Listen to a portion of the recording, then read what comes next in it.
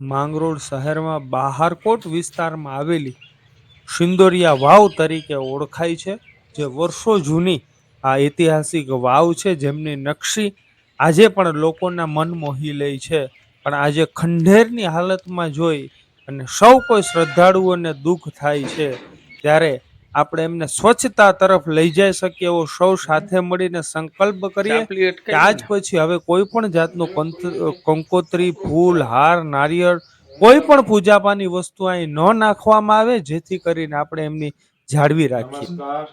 માંગરોળની સર્વ ધાર્મિક જનતાઓને આજે આપણે છે સિંદોરિયા વાવ, માંગરોળ નગર, મંગલપુર નગરની પ્રથમ વાવ તરીકે ઓળખાતી હોય કે જે જૂનું માંગરોળ હતું, મંગલપુર કહેવાતું, એમાં બારોબાર નીકળતા જે વાવ આવે છે, જે અત્યારે અંદાજક 2000 વર્ષોથી, હજારો વર્ષોથી અહીંયા છે.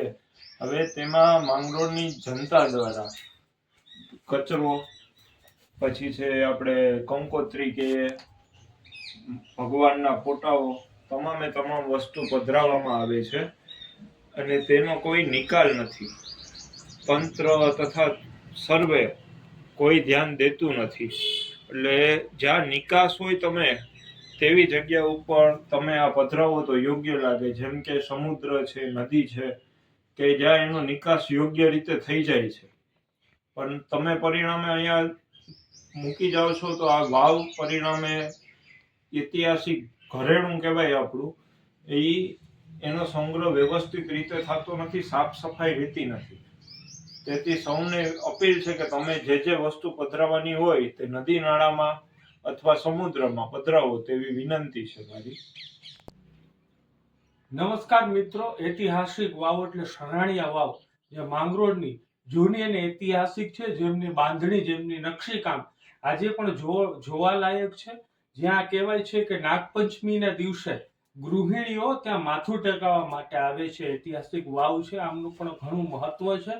અને ઘણા સમયથી બે ચાર મિત્રોની એવી માંગ હતી કે આના વિશે પણ એક વિચાર લોકોના સામે આપણે રજૂ કરીએ. સ્વયં આપણી રીતના જ આપણે આપણાથી જ શરૂઆત કરવાની છે, એવી એક આપણે અપીલ સાથે લોકોને પણ જાણ કરીએ છીએ કે તમે મારી સામે આ જોઈ શકો છો, જે પણ પૂજાપા લટકાય છે, હાર છે, ચુંદડી છે, નારિયેલ છે, ફૂલ છે, એવા નકામી વસ્તુઓ છે, જ્યાં કાળા ધોરા દોરા હોય છે, એવું ઘણી વસ્તુઓ છે જેવો લોકો ઉપરથી નાખે છે અને સીધું નીચે જાય છે. હવે નીચે તમે જોઈ શકો છો કે ઢેર લાગી ગયો છે, કઈ પણ જાતનું કઈ દેખાતું નથી, એટલો ઢેર લાગી ગયો છે. બધી વસ્તુનો દબાઈને ઉચ્ચ સુધી અડધી વાવ આ બુરાઈ ગઈ છે. હવે આવી ઐતિહાસિક વાવને આપણે સાચવી નહીં શકીએ તો આવનારા દિવસોમાં આખી પેક થઈ જશે. એટલે આમાં કોઈ રસ્તો નથી કે જ્યાં સમુદ્રમાં બધું જાતું હોય તો નાખી શકો તો ચાલે. આનો કોઈ રસ્તો નથી. એક જ જગ્યાએ પડાય અને ભરાતું રહે છે. અને બાજુમાં જ વાઘેશ્વરી માતાજીનું મંદિર છે, ત્યાં નવદુર્ગા લોબણિયારી માં ભગવતી નવરાત્રીમાં રમે છે, જ્યાં હરેક પૂનમમાં ગરબા થાય છે. એમના પૂજારી શ્રી પિનાકભાઈ મહેતા પણ આજે આપણી સાથે જોડાયેલા છે, એમને પણ આનું મહત્વ કીધું છે. તો આપણેથી શરૂઆત કરીએ કે કોઈ પણ જાતનો કચરો આ વાવમાં ઉપરથી નાખવામાં ન આવે. તો જે પણ કન્ડિશનમાં છે એને સફાઈ કરવાની છે, એના માટેની રજૂઆત આપણાથી થશે એટલી આપણે કરીએ છીએ. પણ જે છે એને બચાવવાનું કોશિશ તો કરીએ. એકવાર આપણે જ્યાં નદી નાળા છે, જ્યાં સમુદ્ર છે, ત્યાં એવી વસ્તુને પધરાવીએ તો સાર્થક રહી છે.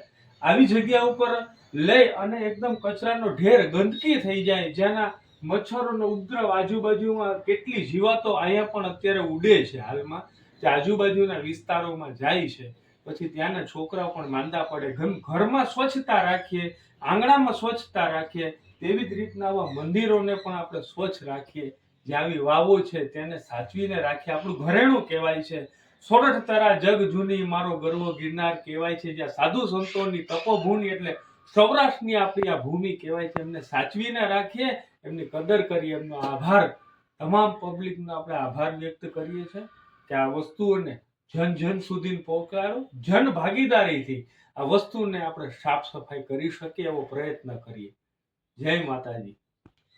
તો મિત્રો આ નાગદાદાનું પણ મંદિર આવેલું છે, આપણે સૌ જાણીએ છીએ.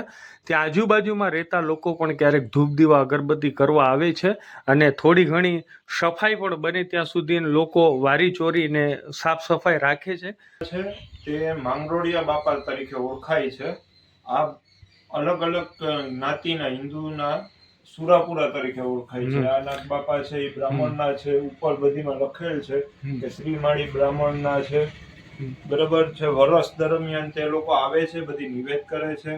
એમ બધી અલગ અલગ રીતે બીજા 2-4 સુરાપુરા છે. અલગ અલગ જ્ઞાતિવાઇઝ આવે છે. 2-4 જણા સેવકોય આવે છે. અમે ધ્યાન રાખીએ છીએ. અમે કાયમ ભગવાનને દીવા આરતી ધૂપ કરીએ છીએ.